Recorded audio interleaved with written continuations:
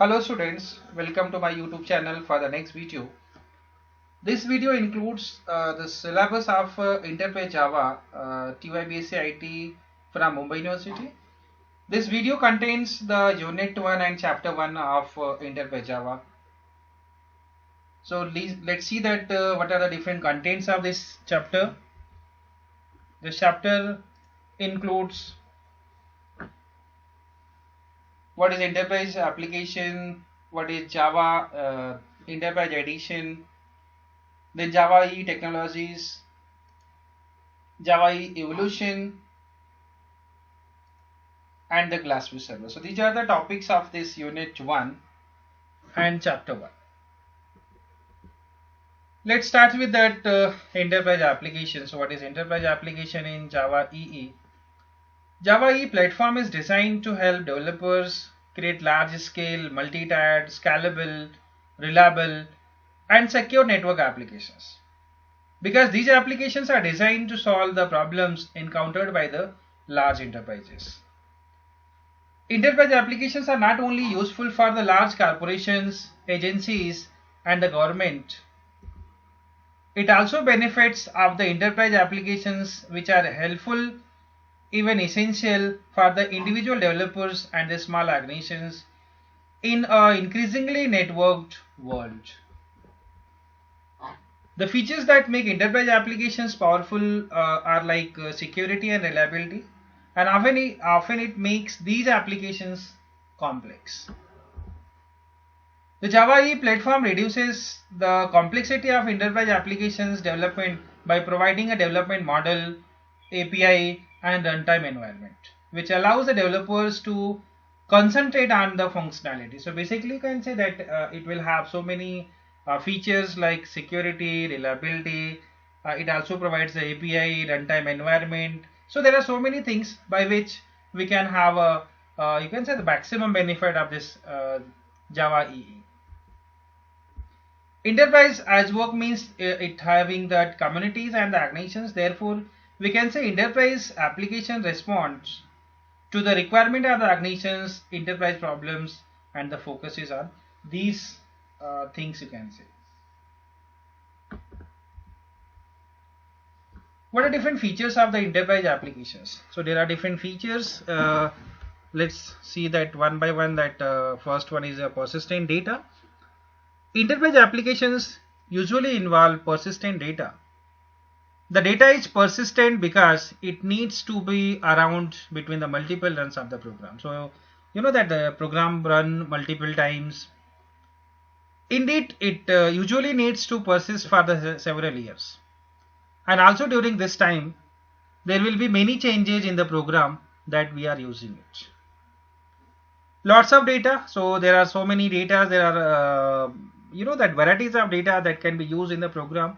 So there are usually a lot of data. A moderate system will have over 1 GB of data organized in tens of the millions of the records. So much that managing it is a major part of the system. So this enterprise applications are managing all those data. Access data concurrently. Usually that many people access data concurrently, and for many systems this may be less than 100 people. But if you are using the web-based applications that talk over the internet, and this goes up to by orders of the magnitude, and in a maximum even the number of users are so many. Next one is lot of user interface screens. With so much data, there is usually a lot of user interface screen to handle these data. It's not unusual to have hundreds of distinct screens, but having a number of different users with a different you can say the applications. Integrate with other enterprise applications. Enterprise applications rarely live on an island, and usually they need to integrate with other enterprise applications scattered around the enterprise.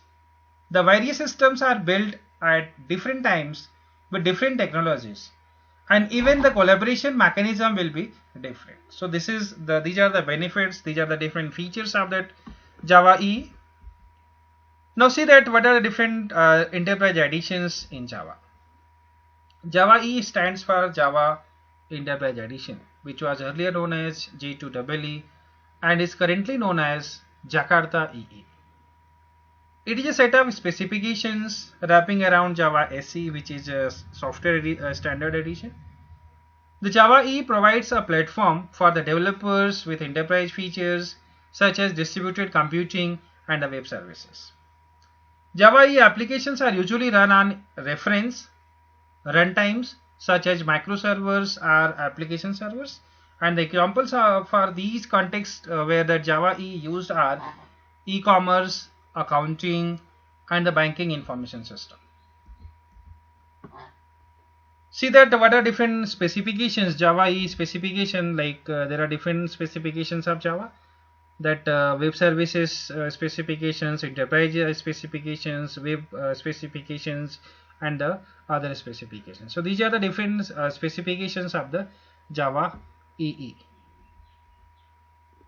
What are different Java EE technologies? So this can be categorized into different categories. The first one is Java application technologies. So we'll see that what are different Java web application technologies. The first one is Java Servlet. It is applicable on Java Servlet. Then Java Server Pages. Then Java Server Pages standard tag libraries, which is also known as JSTL. Then JSF, Java Server Faces technology. This is another technology for that web application, which is known as JSF. Then Java Message Services API, JMS Service API, then Java Mail API and the Java Beans Activation Framework. Then Java API for the XML processing and Java Naming and Directory Interfaces, which is also known as JNDI applications. The next one is enterprise application technology. So what are the different enterprise application technologies? See the different enterprise application technologies like context and dependency injection for the Java, which is known as WebBeans. Dependency injections for Java 1.0, Bean validation, enterprise Java Beans, Java Persistence API, common annotation for the Java platform, Java Message Service API, Java Transaction API, Java Beans Activation Framework, and the Java Mail. So these are the different technologies for enterprise applications. The next one is Java EE Web Services technology. So there are different technologies which are used for that web services. Our first one is that Java API for the RESTful web services, which is also known as JAX RS, JAX RS. Then implementing enterprise web services. Java API for XML based web services, which is also known as JAX-WS. JAX-WX. Java architecture for XML binding, which is also known as JAXB. Web services metadata for Java platform, Java API for XML based RPC, which is also known as JAX-RPC, JAX-RPC. Java APIs for XML messaging, which is also known as SOAP, with attachment API for the Java, or you can say it is known as SAAG. SOAP with attachment of API for the Java, which is known as SAAG. Java API for XML registers and streaming API for XML in Java SE. Now see that evolution of that Java EE evolution. Java EE was formerly called as Java 2. So it was earlier known as Java 2 platform. Enterprise edition until the name was changed to Java EE in version 5. So it was started with Java EE 5. The first version of enterprise edition is started from 5. So Java EE 5 was the first version. It was categorized into 3 versions till now, like when that's so these are called as Java EE 5, Java EE 6, and Java EE 7. Now that Java 8 EE 8 has also come, but the syllabus is based on that Java EE 7.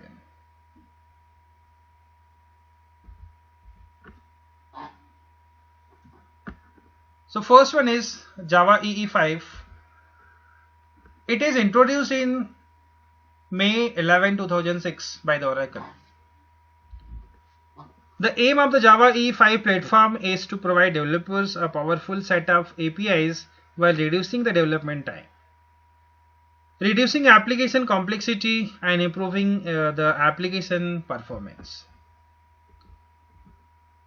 See the features of Java EE5. It is robust, commercial, compatible Java EE5 implementation. EJB 3.0 support for EE5. POJOs means less to learn, less to code, and less to maintain. Java server faces again that JSF was introduced and 1.2 facilitates building that web 2.0 applications with the Ajax. Higher throughput, faster response time, and improved management features to streamline the deployment. Web services performance increased up to 5 times, and it provides a visual SOA implementation, development, and deployment environment with integrated NetBeans environment. So these are the features of Java EE5.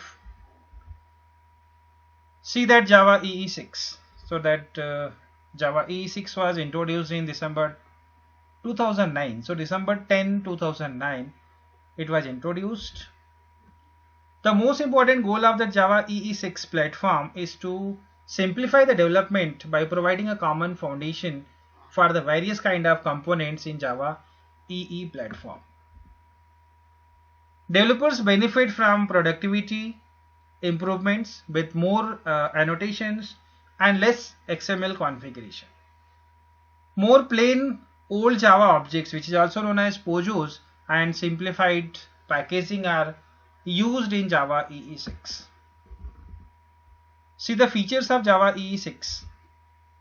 Java EE6 platform introduces a lightweight web profile targeted at next generation web applications, as well as full profile that contains all the Java EE platform and technologies.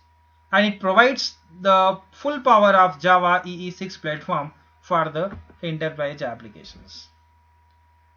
There are different new technologies which are added to that Java EE6 apart from Java EE5.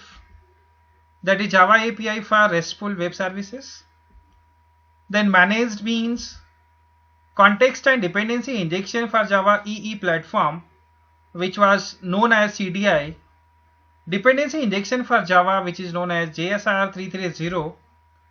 Bean validation, that is known as JSR 303, and Java authentication service provider interface for the containers, which is known as JASPIC.